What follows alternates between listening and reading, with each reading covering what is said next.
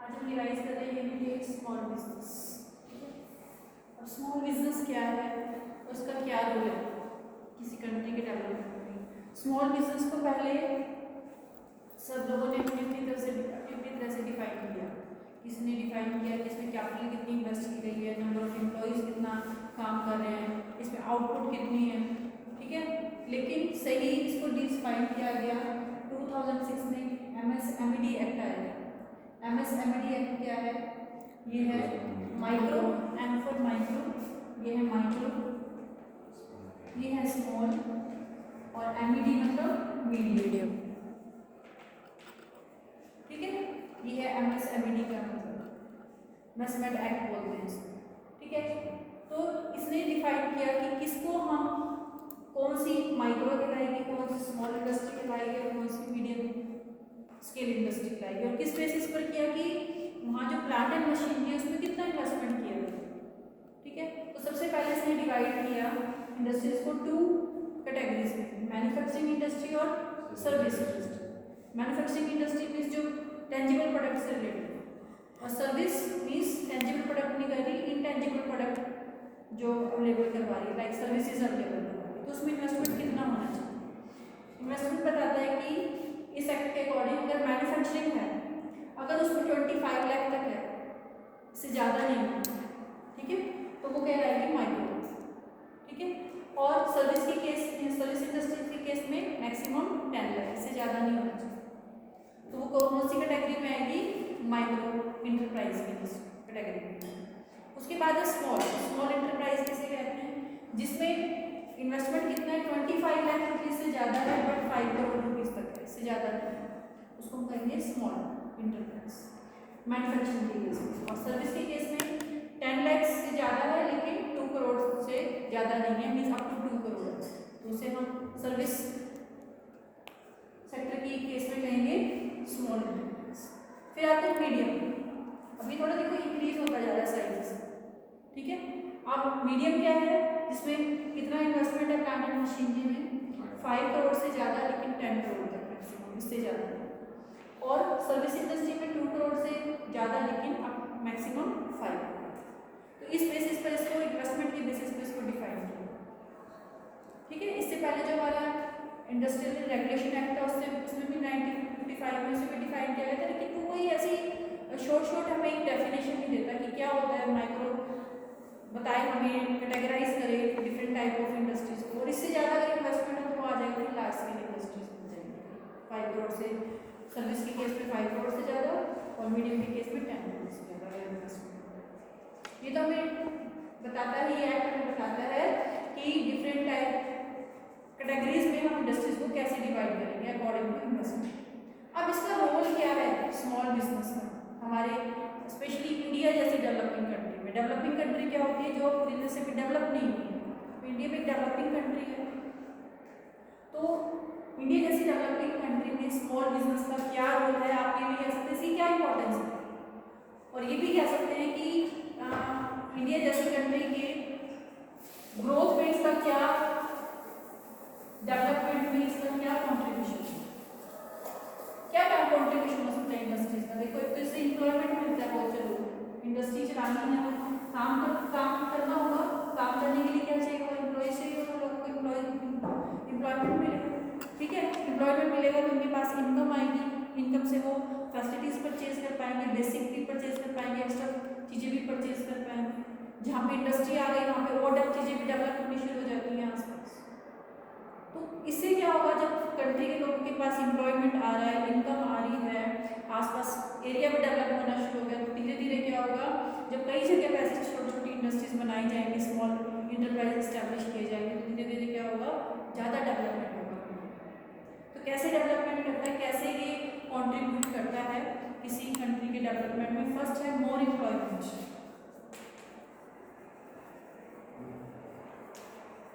ये employment generate करता है स्मॉल बिजनेस, क्योंकि स्मॉल बिजनेस चाहे छोटा हो बड़ा हो, चलाने के लिए हमें तो क्या चाहिए, एम्प्लॉयज तो चाहिए, ठीक है। तो जो लोग अनएम्प्लॉयड है उनको यहाँ पर क्या मिलेगा, एम्प्लॉयमेंट मिल जाएगा। अब आपको पता है रूरल एरियाज में क्या होता है, जो लोग हैं वो मोस्टली किस पे डिपेंडेंट होते हैं, एग्रीकल्चर पर। तो एग्रीकल्चर में प्रेशर बहुत ज़्यादा बढ़ जाता है, सब एग्रीकल्चर ही कर रहे होते हैं, जबकि इतनी जरूरत नहीं होती एग्रीकल्चर लोगों की जितने लोग लगे होते हैं एग्रीकल्चर में। तो और एग्रीकल्चर में भी खास बात क्या है, पूरा साल तो एग्रीकल्चर नहीं कर सकते, ठीक है, कुछ खास सीजन में आप एग्रीकल्चर कर सकते हो। अगर आप किसी खास जगह क्या कर रहे हो, फार्मिंग कर रहे हो, किसी प्रोडक्ट की फार्मिंग कर रहे हो, तो बाकी महीने तो क्या रहेगा, पर पर्सन रहेगा, वो फार्मर क्या रहेगा, आइडल रहेगा, काम नहीं होगा उसके पास, फसल तैयार हो जाएगी, जब उसको काटेगा तब उसको बेचेगा। तो जब वो आइडल है, जब उसके पास काम नहीं है, तो वो क्या कर सकता है, यहाँ पर उसे एम्प्लॉयमेंट मिल सकता है, ठीक है। तो इससे लोगों को एम्प्लॉयमेंट मिलता है। जो एग्रीकल्चर पे जो प्रेशर था ज़्यादा लोगों का, ज़्यादा लोग काम कर रहे थे, वो एग्रीकल्चर पे जो प्रेशर है वो भी कम हो जाता है स्मॉल इंडस्ट्रीज के आने में। सेकेंड है इकोनॉमिक स्ट्रेंथ बढ़ती है। इकोनॉमिक स्ट्रेंथ कैसे बढ़ती है, क्या मतलब होता है इकोनॉमिक स्ट्रेंथ से,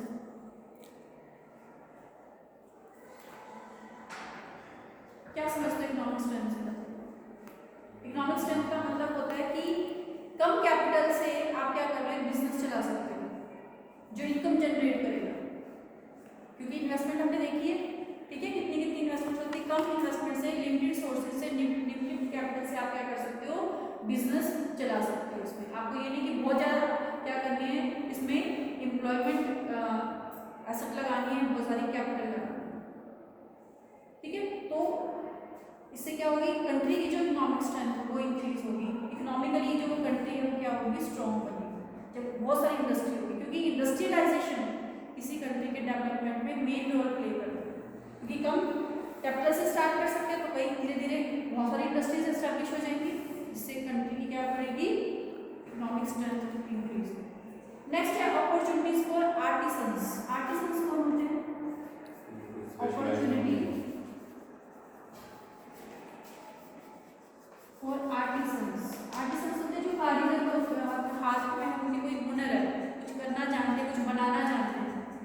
ऐसे लोगों को ना काम तो खुद अच्छा करना आता है, लेकिन उनको कोई अपॉर्चुनिटी नहीं मिल पाती कि वो अपना कहीं टैलेंट दिखाएं, तो वो अपनी क्या कर सकते हैं, इंडस्ट्री, स्मॉल बिजनेस स्टार्ट कर सकते हैं, ठीक है, और उसके थ्रू क्या कर सकते हैं, वहाँ पर उनको तो रोजगार मिल ही रहा है, जिनको आता है काम, दूसरों को भी काम सिखाएंगे, एम्प्लॉयमेंट भी क्रिएट हो रहा है, और वो प्रोडक्ट क्या होगा जो उन्हीं को पता था, एक लोकल एरिया में ही बिक रहा था और जो भी वो भी कम बिक रहा था, तो वो अब क्या होगा, स्मॉल इंडस्ट्रीज के थ्रू जब वो अपना प्रोडक्ट को सेल करेंगे, तो उससे क्या होगा, उन्हें एक अच्छी मार्केटिंग भी मिल जाएगी, अच्छा प्राइस भी मिलेगा अपने प्रोडक्ट। नहीं तो आर्टिसंस लोग जो होते हैं, जो गांव रूरल एरिया से बिलोंग करते हैं, उनका जो टैलेंट है वो वहीं दब कर ही रह जाता है। स्मॉल इंडस्ट्रीज से क्या होगा, उन्हें क्या मिलेगा, अपॉर्चुनिटीज मिलेगी अपना टैलेंट दिखाने के लिए, लाइमलाइट में आएगा उनका टैलेंट, ठीक है। तो उन्हें अपॉर्चुनिटीज नहीं मिल रही थी अपना टैलेंट दिखाने के लिए, तो स्मॉल बिजनेस लाके अपना टैलेंट दिखा सकते हैं, ठीक है। जैसे पोट्री का सामान होता है, ये जो फॉरेनर्स आते हैं ना, इनको तो बहुत पसंद आती है चीज़, ठीक है, वो तो मतलब उसका इतना हायर प्राइस देने के लिए भी रेडी हो जाते हैं। वो किसकी वजह से हो रहा है, ये वो फॉरेनर्स तक कैसे पहुंच रही हैं, स्मॉल बिजनेस की वजह से पहुंच रही है, ठीक है। अपने आप नहीं कर पाते वो एफर्ट्स अकेले, लेकिन एक बिजनेस की फॉर्म में जब उन्होंने काम स्टार्ट कर लिया, ठीक है, क्योंकि बिजनेस जब एक चीज बिजनेस की फॉर्म में आ जाती है ना, तो ज़्यादा लोग उसको जानना शुरू कर देते हैं। एक तो आप अपने घर में कोई काम कर रहे हो छोटा सा, आप कुछ बनाना जानते हो, कुछ करना चाहते हो, तो ज़्यादा लोग आपको नहीं जान पाएंगे।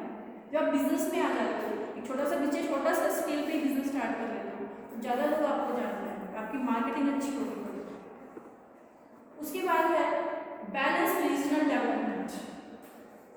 Balanced regional development. अब रीजनल डेवलपमेंट से क्या मतलब, ये जो बड़ी बड़ी इंडस्ट्रीज होती है ना, ये तो ऐसी जगह पर अपनी इंडस्ट्री सेटअप करेंगे जहाँ पे सारी फैसिलिटीज हो, ठीक है, लेकिन ये स्मॉल इंडस्ट्रीज हैं, ये आप रूरल एरियाज में भी इस्टेब्लिश कर सकते हो।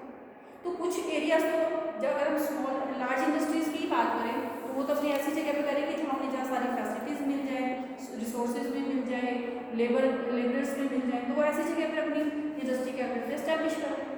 तो कहीं पे इंडस्ट्री इस्टेब्लिश हो पा रही है, कहीं नहीं हो पा रही, क्योंकि लार्ज स्केल बिजनेस के लिए कैपिटल भी ज़्यादा चाहिए, रिसोर्सेज भी ज़्यादा चाहिए, तो सब चीज़ें जो जहाँ फेवरेबल लगता है ना, कंडीशन है, वहीं पे अपना बिजनेस इस्टेब्लिश करें। लेकिन स्मॉल बिजनेस कम कैपिटल से आप कहीं भी स्टार्ट कर सकते हो। और जब जगह जगह छोटे छोटे कई बिजनेस स्टार्ट हो जाएंगे तो हर एरिया का क्या होगा, डेवलपमेंट हो पाएगा। रीजनल डेवलपमेंट का मतलब क्या है, हर एरिया का डेवलपमेंट हो पाएगा। जो छोटे छोटे हमारे गांव हैं, जो छोटे छोटे हमारे टाउन्स हैं, जो पूरी तरह डेवलप नहीं हो पा रहे थे, वो भी डेवलप हो जाएंगे बिजनेस एस्टैब्लिश होने की वजह से। क्योंकि जब बिजनेस एस्टैब्लिश होंगे ना, उनको फैसिलिटीज प्रोवाइड करने के लिए और चीज़ें भी एस्टैब्लिश होनी शुरू हो जाएंगी वहाँ पर। तो इससे क्या होगा, पूरा डेवलपमेंट होना शुरू हो जाएगा। उसके बाद है promotion of standard of living. Standard of living increase होता है। स्टैंडर्ड ऑफ लिविंग कैसे इंक्रीज होता है? मैंने बताया जब बिजनेस शुरू हो जाते हैं ना किसी एरिया में, तो वहाँ और फैसिलिटीज भी आनी शुरू हो जाती है। बैंकिंग फैसिलिटीज भी आनी शुरू हो जाएगी, ट्रांसपोर्ट में फैसिलिटी भी अच्छी मिलेगी, कम्युनिकेशन फैसिलिटी भी होगी। अब जैसे रूरल एरियाज होता है, वहाँ पे कम्युनिकेशन की प्रॉब्लम होती है, ठीक है, नेटवर्क नहीं आता, तो वहाँ पे टावर भी लगेगा फिर, ठीक है, वहाँ पे बसेस भी जाना शुरू हो जाएंगे धीरे धीरे, और मीन्स ऑफ ट्रांसपोर्ट भी जाना शुरू हो जाएंगे वहाँ पे। तो सारी रोड्स भी बननी शुरू हो जाएंगी, जो कच्ची सड़कें होती हैं वहाँ पे रोड भी अच्छी बननी शुरू हो जाएंगी। तो जब अच्छी फैसिलिटीज आसपास मिलनी शुरू हो जाएंगी उस एरिया के लोगों को, उनका क्या होगा, स्टैंडर्ड ऑफ लिविंग हाई हो जाएगा। पहले वो क्या कर रहे थे, जो अवेलेबल था उसी में अपना काम चला रहे थे, लेकिन बिजनेस के आने से क्या हो गया, उस एरिया का डेवलपमेंट हो गया हर पॉइंट ऑफ व्यू से, चाहे वो ट्रांसपोर्ट के पॉइंट ऑफ व्यू से हो, चाहे कम्युनिकेशन हो, चाहे बैंकिंग हो, सारी फैसिलिटीज आने लग जाती है धीरे धीरे। क्योंकि ये फैसिलिटी क्या चाहती है कि हमें यूटिलाइज करने वाला तो कोई हो, तभी तो वो फैसिलिटीज वहाँ पर आएंगी ना। और छोटे छोटे बिजनेस को चलाने के लिए फैसिलिटी तो चाहिए, छोटी कम चाहिए लेकिन चाहिए तो सही। तो सब वहाँ पर भी अपना धीरे धीरे इस तरह से सर्विसेज आनी शुरू हो जाती है। तो जब सर्विसेज ऐसी अवेलेबल होगी तो जो लोग हैं उनका स्टैंडर्ड ऑफ लिविंग भी क्या होगा, हाई होगा। और स्टैंडर्ड ऑफ लिविंग हाई होने का एक रीजन और भी है, उनके पास इनकम जनरेट भी हो रही है।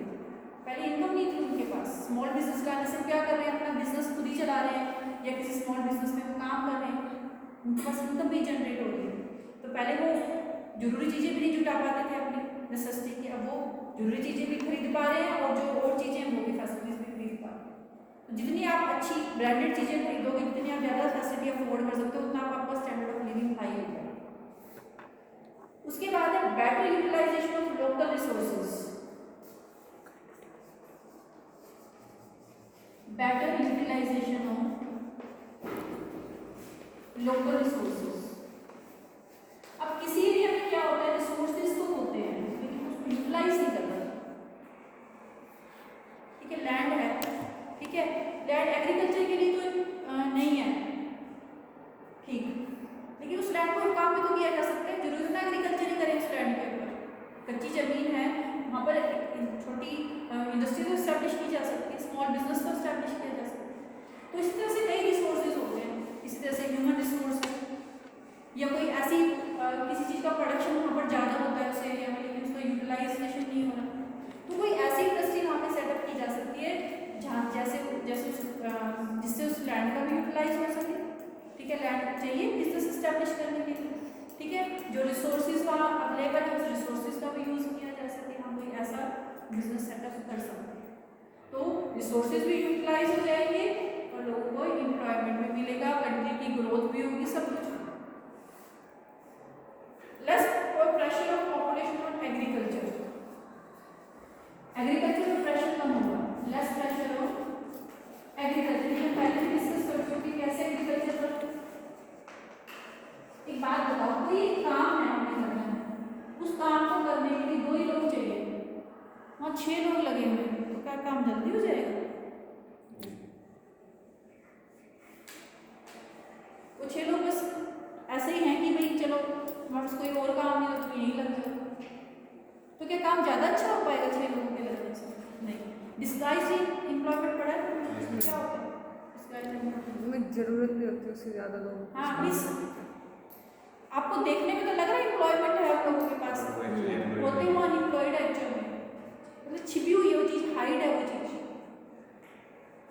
लाइट भी नहीं आ रही है, देखने से लग रहा है कि हाँ बहुत अच्छा सब कुछ, सबके पास एम्प्लॉयमेंट है, सब काम कर रहे हैं, तुम्हें कोई काम नहीं। जैसे क्लास में होता है ना, बच्चे बुक खोल के बैठे रहते हैं, ठीक, भाई देखने वाले को तो ये लगा बच्चे सारे पढ़ रहे हैं, लेकिन पेज वो 10 से मस नहीं होता, पेज वहीं का वहीं रहता है, इसका मतलब तो बच्चा पढ़ ही नहीं रहा, जब पेज ही नहीं हिल रहा, कुछ आगे पीछे ही नहीं हो रहा, क्या बच्चा पूरा पीरियड उसने वो एक छोटा सा पेज ही नहीं पढ़ा गया, इसका मतलब क्या है?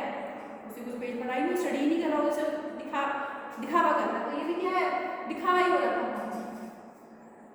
ठीक है, तो जो एग्रीकल्चर में जरूरत से ज़्यादा लोग लगे हुए थे, छोटा सा पीस ऑफ लैंड है जहाँ पे थोड़े से लोगों की जरूरत है, कुछ ही लोगों की जरूरत है, वहाँ पे जरूरत से ज़्यादा लोग लगे हुए हैं। क्यों, क्या करें, खाली है, काम नहीं है उनके पास।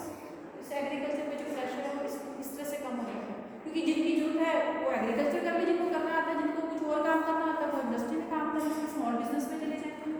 हर तरह के लोगों की जरूरत होती है, या आप अपना बिजनेस भी छोटा सा स्टार्ट कर सकते हो, स्मॉल बिजनेस भी स्टार्ट कर सकते हो कम कैपिटल से। तो इस तरह से एग्रीकल्चर में प्रेशर क्या हो जाता है, distribution of income. Last point है हमारा। अब बड़ी बड़ी जो इंडस्ट्रीज होती है बड़े बड़े प्रॉफिट्स कमाती है, तो जो इंडस्ट्रीज है बड़े बड़े, उनके हाथ में सारी इनकम आ जाती है, इकट्ठी कर लेते हैं।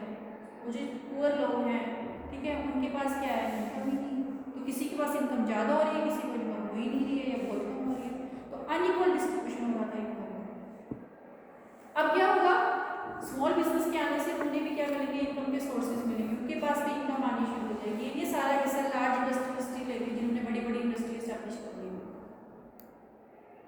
ठीक है, ये नहीं है कि रिच और पुअर का जो गैप है ना वो थोड़ा थोड़ा कम होना शुरू हो जाएगा धीरे धीरे।